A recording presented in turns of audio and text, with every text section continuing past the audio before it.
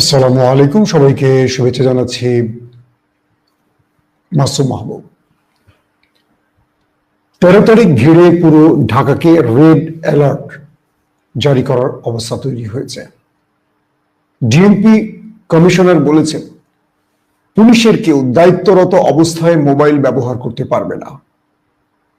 Intelligence টিমগুলো প্রতিটা অঞ্চল রাজধানীর তাদের তথ্যের জালে আটকে ফেলেছে। কয়েকটি সূত্র মুঠোফোনে জানিয়েছে, ব্যক্তিগতভাবে আমাকে জানিয়েছে, যেটা বলছি, ঢাকাতে বেশ কয়েকটি অস্ত্রের চালান ঢুকেছে এমন তথ্য তারা পেয়েছে। ইতিমধ্যে ট্রাকে করে দেশীয় অস্ত্রশস্ত্র সহ সন্ত্রাসী সংগঠন আওয়ামী লীগ প্রবেশ করেছে, তাদেরকে ধরাও হয়েছে। কয়েকটি সূত্র বলছে, ঢাকার শীর্ষ সন্ত্রাসীদের বিশেষ অ্যাসাইনমেন্ট দেওয়া হয়েছে 13 তারিখ সফল করার জন্য, অর্থাৎ নাশকতা করার জন্য। গোপালগঞ্জ থেকে একটা বড় টিম ঢাকায় প্রবেশ করেছে এবং কিছু কিছু গ্রুপ ঢাকার খুব কাছাকাছি কয়েকটি অঞ্চলে অবস্থান করছে। 13 তারিখ বা 12 তারিখে তারা ঢাকায় প্রবেশ করবে। সরকারের জন্য এই দিনটি খুবই গুরুত্বপূর্ণ। ইউনূস সরকার ক্ষমতায় বসার পর কিছু মব নিয়ন্ত্রণ করতে পেরেছে, কিন্তু বড় ফ্রেমে আওয়ামী লীগ বা তার অঙ্গ সংগঠনগুলো বড় রকম কি বলবো বিক্ষোভ মিছিল কিংবা বড় কোনো লড়াইতে মাঠে নামেনি। তাই আমাদের পুলিশের সক্ষমতা কতটুকু আছে বর্তমান যারা আছেন সেটাও আমাদের টেস্ট করা হয়নি। দর্শক, বিএনপি এবং আওয়ামী লীগ, বিএনপি এবং জামায়াতে ইসলাম তারাও 13 তারিখ মাঠে থাকার ঘোষণা দিয়েছে। ইতিমধ্যে ছাত্র দলের কয়েকটা পক্ষ তথ্য পেলাম, তারা মাঠে থাকবে পুলিশের পাশাপাশি, এবং কয়েকটি অঞ্চলে শিবিরও থাকবে, জামায়াতের কর্মীরাও থাকবে পুলিশকে সহযোগিতা করতে। বলা হচ্ছে আমব্রেলা সিকিউরিটি তৈরি করে বাংলাদেশের নিষিদ্ধ হওয়া আওয়ামী লীগকে নিয়ন্ত্রণে পুলিশ এবং 24-এর বিপ্লবীরা একজোট হয়ে নিয়ন্ত্রণ করবে ফ্যাসিস্টদের। পাশাপাশি ভারতের কয়েকটি গণমাধ্যম বলছে, দিল্লিতে বা মুম্বাইতে যে বিস্ফোরণ হয়েছে ভারতে, এটার সাথে বাংলাদেশেরও জড়িত রয়েছে, অর্থাৎ লস্করে তৈয়বা বাংলাদেশকে ব্যবহার করেও এ কাজ করতে পারে বা করেছে এমন অভিযোগও উঠেছে। অর্থাৎ বাংলাদেশকে নিয়ে দিল্লির নতুন নীল নকশা বাস্তবায়নে এগিয়ে যাচ্ছে। একদিকে শেখ হাসিনা বার্ন ইউনিটে গিয়ে অগ্নিদগ্ধ মানুষের পাশে দাঁড়িয়ে কাঁদতেন আর অভিনয় করতেন, আবার সেই শেখ হাসিনার দল ঢাকার অনেকগুলো অঞ্চলে, প্রায় প্রতিটি অঞ্চলে ককটেল বিস্ফোরণ, বাসে আগুন এবং বাসে আগুনের পর মানুষ হত্যার ঘটনা ঘটে গেছে গত 24 ঘন্টায়।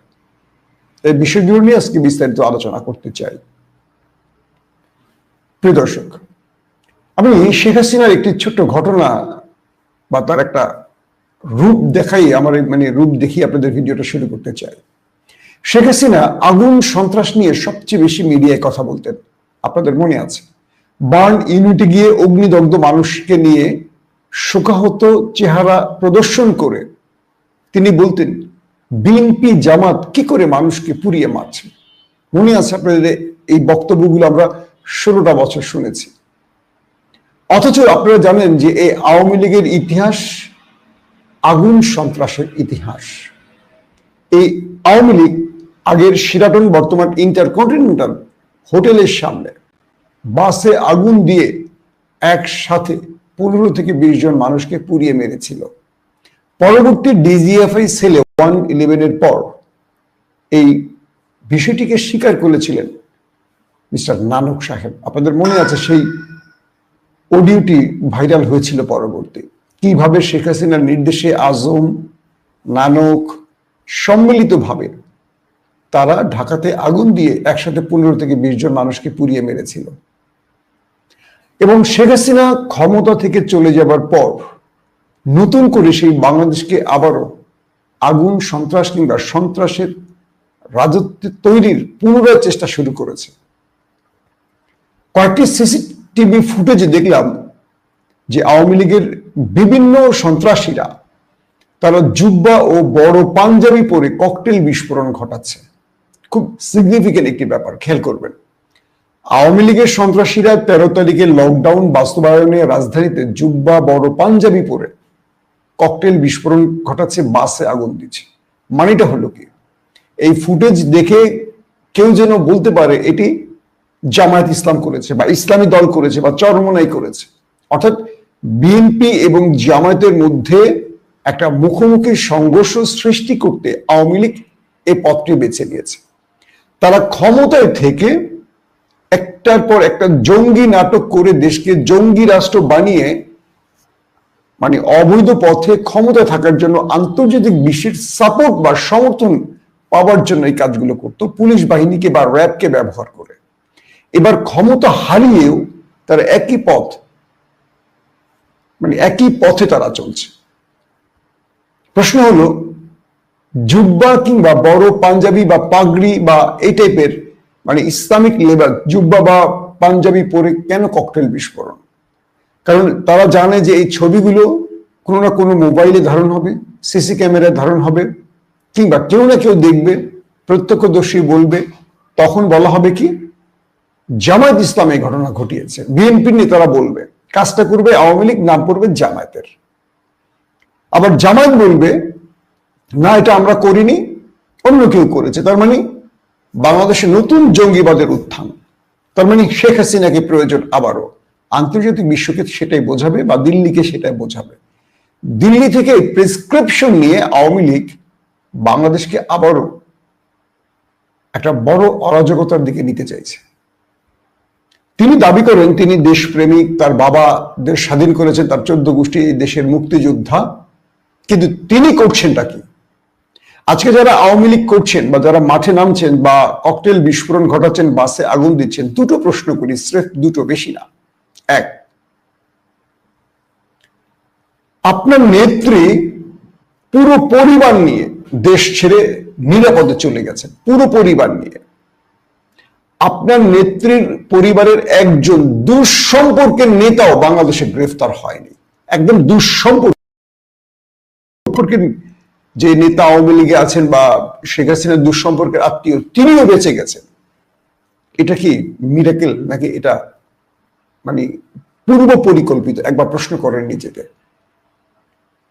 বাংলাদেশে গত 16টা বছর সকল জুলুম নির্যাতন সহ্য করে বিএনপি কিংবা জামাতের একজন নেতাও দেশ ছেড়ে পালাননি।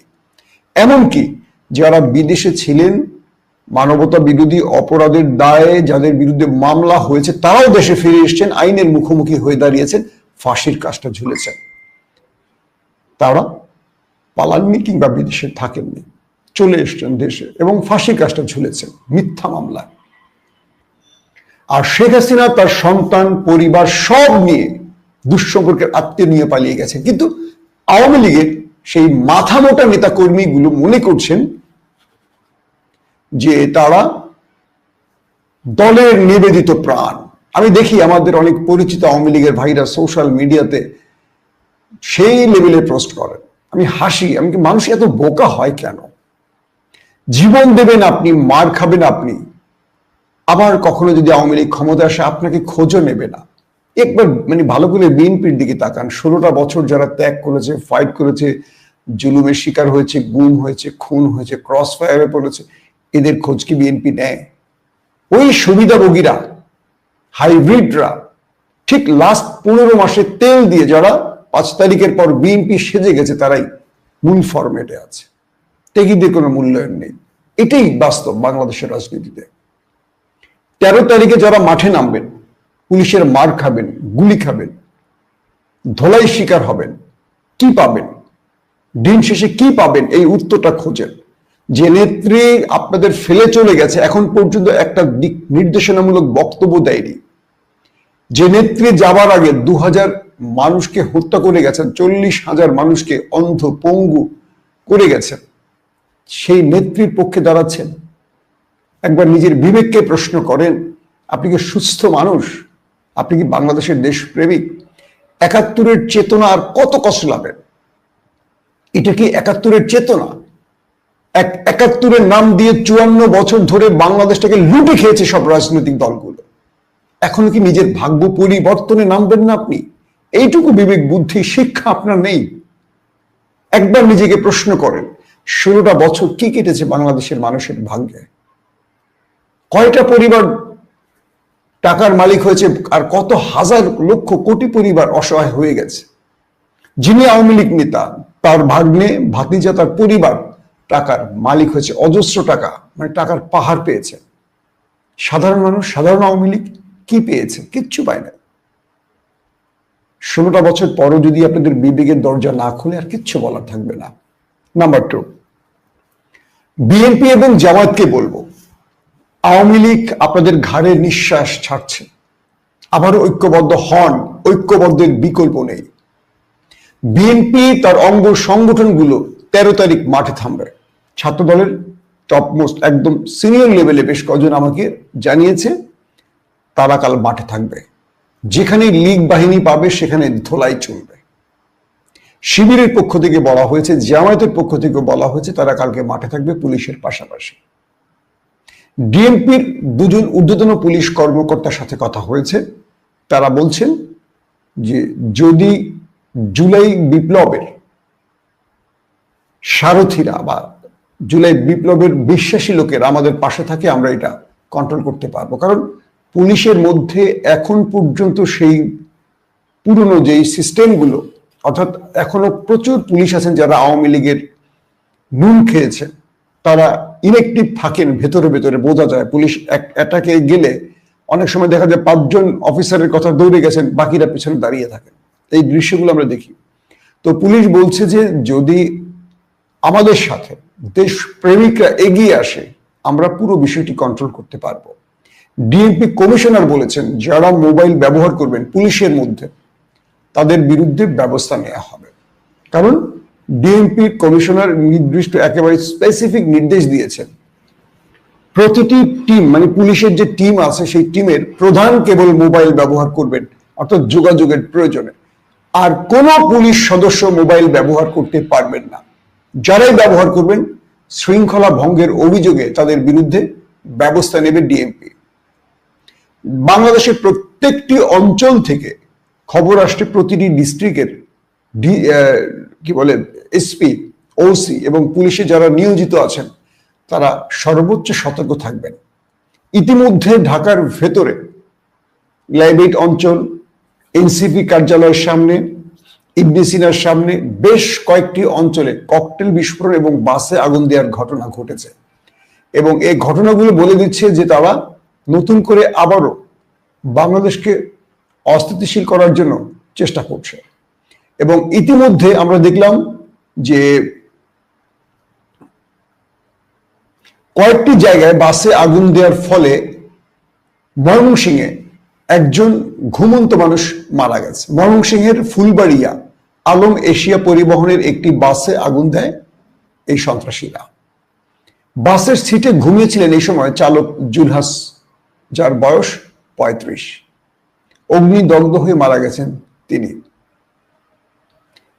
এখন বোঝার চেষ্টা করেন আওয়ামী লীগ কোন রাজনীতিটা করে, কারা আগুন সন্ত্রাস ছড়ায় এবার আবার নতুন করে বাংলাদেশ দেখবে। এবং আজকে জামায়াত ইসলামীর ৫টি দাবিতে, মানে ৫ দাবিতে ইসলামী সমমনা ৮টি দলের সমাবেশ, এই দিকটাও সবাইকে লক্ষ্য রাখতে হবে। জামাত যে সমাবেশটি করবে, এই সমাবেশটিতে সর্বোচ্চ সতর্ক থাকা জরুরি। কারণ এখানে কোনো স্যাপোরাজ করতে পারে বিশেষ গ্রুপগুলো, সেটা আওয়ামী লীগ বা এজেন্সিগুলো। এবং আজকে দুপুরে আবার বিএনপি সংবাদ সম্মেলন কল করেছে এবং বলা হচ্ছে যে প্রতিটা দল, জুলাই বিপ্লবের পক্ষের প্রতিটা দল আজকে সর্বোচ্চ সতর্ক অবস্থায় থাকবে এবং তাদের নেতাকর্মীদের মাঠে থাকারও নির্দেশ দেওয়া হয়েছে। এরই মধ্যে একটি খবর খুব জোরে সোরে প্রচার হয়েছে যে শেখ হাসিনা দেশে ঢুকছেন। ৫ আগস্ট দেশ ছেড়ে ভারতে পালিয়ে যাওয়ার পর ফ্যাসিস্ট শেখ হাসিনা অনেকগুলো বক্তব্য আমরা ইতিমধ্যে সোশ্যাল মিডিয়া দেখেছি।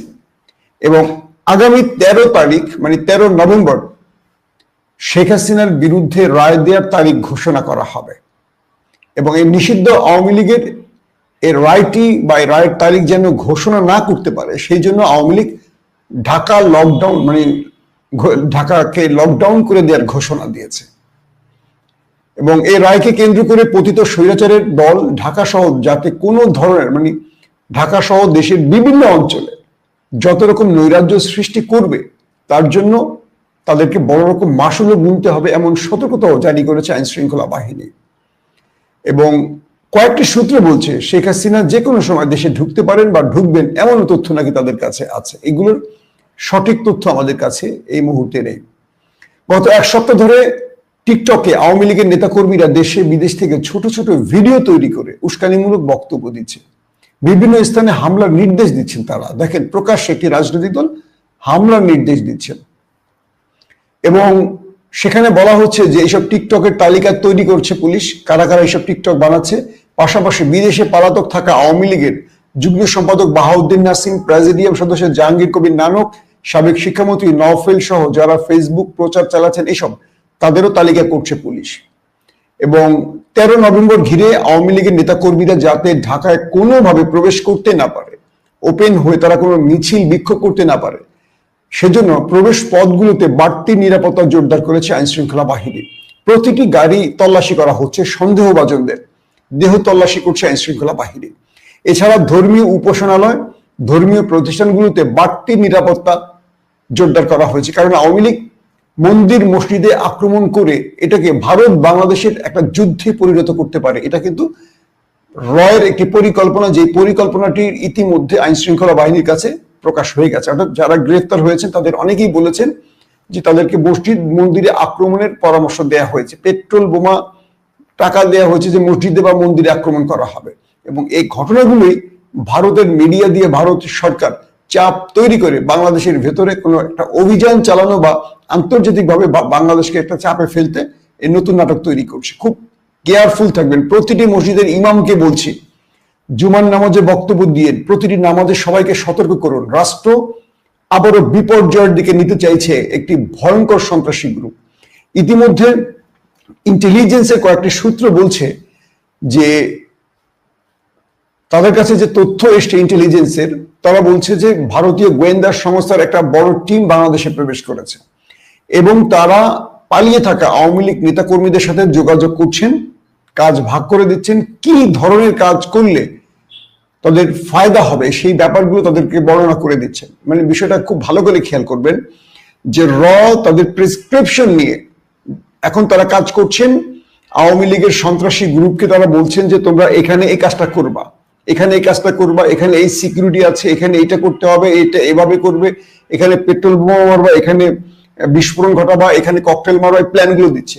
এবং এগুলোই ভারতের গণমাধ্যমে আগে স্টোরি আকারে রেডি করা আছে। ঘটনা ঘটার সঙ্গে দেখবেন আধা ঘন্টার মধ্যেই ভারতের প্রত্যেকটা গণমাধ্যম এগুলোকে ফলাও করে প্রচার করবে।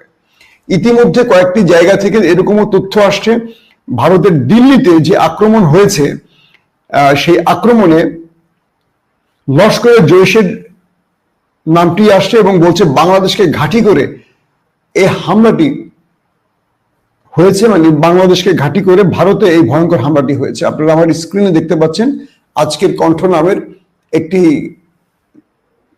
কাগজ, কি বলবো, তারা এরকম একটি শিরোনাম দিয়েছে যে বাংলাদেশকে ঘাঁটি করে এই হামলাটি হয়েছে। তার মানে দিল্লি যেন বাংলাদেশের উপর কোনো প্রেসার তৈরি করে, দিল্লি যেন বাংলাদেশে কোনো অভিযান চালায়, অর্থাৎ আওয়ামী লীগের জন্য দিল্লি যেন একটা ওপেন প্লট তৈরি করতে পারে। এই জন্য আমাদের গণমাধ্যম, বিশেষ করে প্রথম আলো, ডেইলি স্টার, যুগান্তর, সমকাল, কালের কণ্ঠ, এই পত্রিকাগুলোকে নজর রাখবেন। এখানে কিন্তু এখনো রয়ের অ্যাক্টিভ এজেন্টরা কাজ করছেন, সাংবাদিক পরিচয়, যারা মাসোহারা পান। প্রথম আলো সবচেয়ে বেশি গুরুত্বপূর্ণ পয়েন্ট, প্রথম আলো পুরোপুরি দিল্লির অ্যাসাইনমেন্ট বাস্তবায়ন করছেন। আমাদের যে জাতি, যে বোকারা বা যে গর্ধবরা বা যে ষড়যন্ত্রকারীরা প্রথম আলোকে মাথায় করে নাচেন, তাদেরকে বলছি আবারও, আপনারা আপনাদের এই গণমাধ্যমটির ব্যাপারে সর্বোচ্চ সতর্ক থাকবেন।